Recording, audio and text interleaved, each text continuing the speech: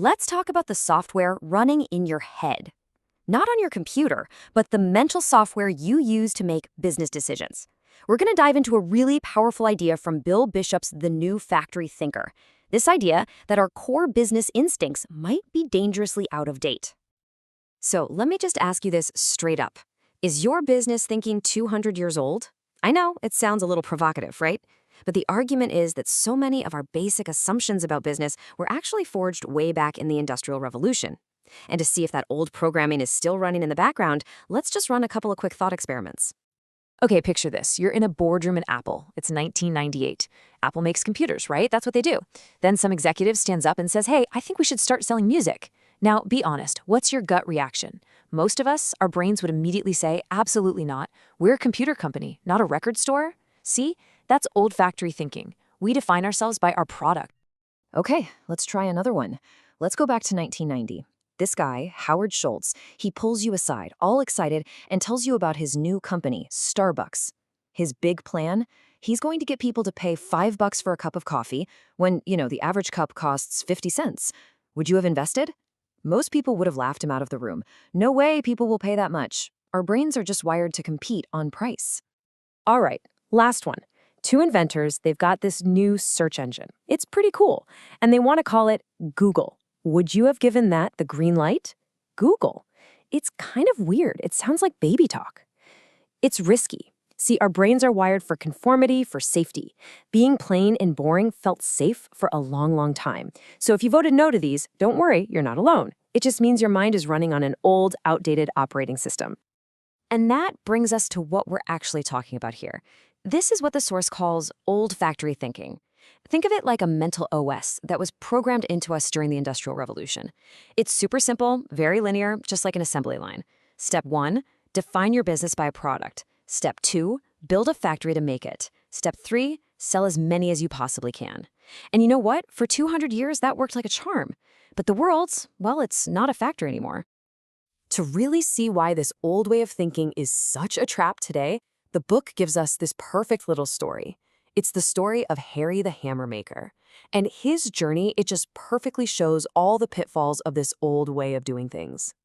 So meet Harry. He's a smart guy, works hard, and he invents this absolutely brilliant new hammer. I mean, it's lighter, it's stronger. It really is a better product than anything else out there. So feeling pretty optimistic, he starts a company. And he follows that old factory model to a T. First, what's his business? Hammers. It's all about the product. Second, he builds a physical factory with an assembly line. And third, he hires a sales team and sends them out to just hammer the market with sales pitches. It's the playbook we all learned. But then, you know what happens next. The inevitable. A competitor pops up with something called the Whammer 9000. Now, it's not as good as Harry's hammer, but it's good enough. And here's the killer part. It's 25% cheaper.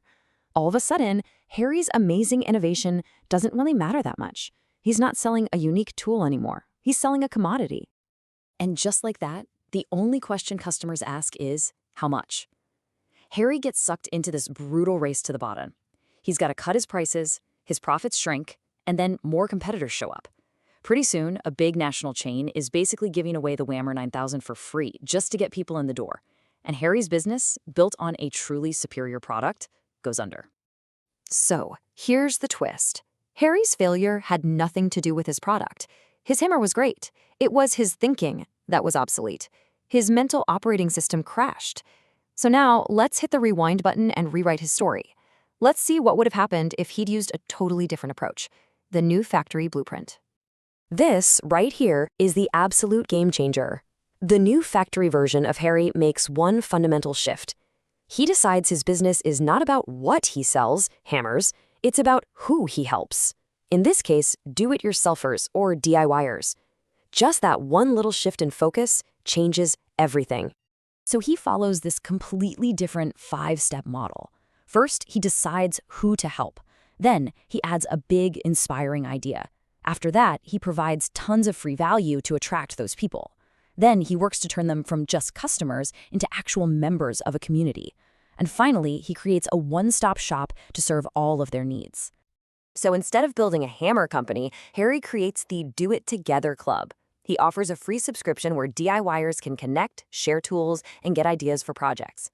And you know what? He built a network of 250,000 people fast. Now, here's the brilliant part. Even though 90% of them are just free subscribers, that huge community is his biggest asset.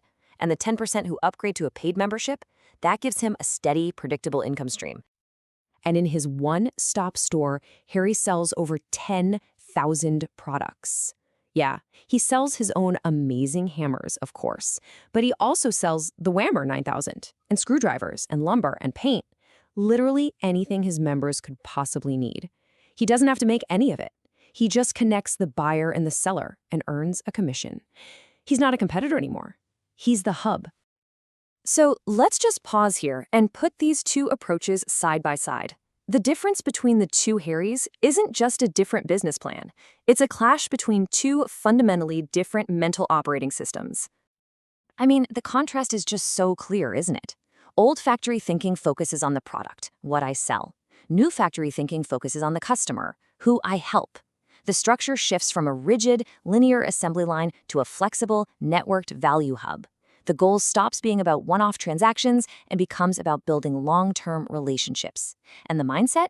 It goes from being purely competitive to what the book calls transcendent.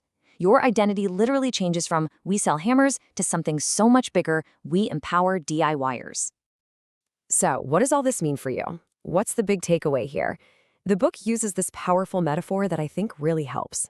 Think of the entire marketplace as a river that is constantly, always flowing. Old factory thinking is like being in a little boat paddling as hard as you can against the current. With its obsession on a single product, you're just fighting a losing battle against change. It's exhausting, and ultimately, it's pointless. New factory thinking, on the other hand, is about recognizing that the river is always going to move. It's about turning the boat around, dropping the oars, and learning how to flow with it. You know, the ancient Greek philosopher Heraclitus said it perfectly over 2,000 years ago. No man ever steps into the same river twice, for it's not the same river, and he's not the same man. The market is never the same from one day to the next. Your customers are never the same. Your thinking has to evolve with it. So, the final question I'll leave you with is this. Is your business defined by what it sells, stuck in that little boat, constantly fighting the current of change? Or is it defined by who it helps, ready to adapt, ready to grow, and ready to flow with the river into whatever comes next?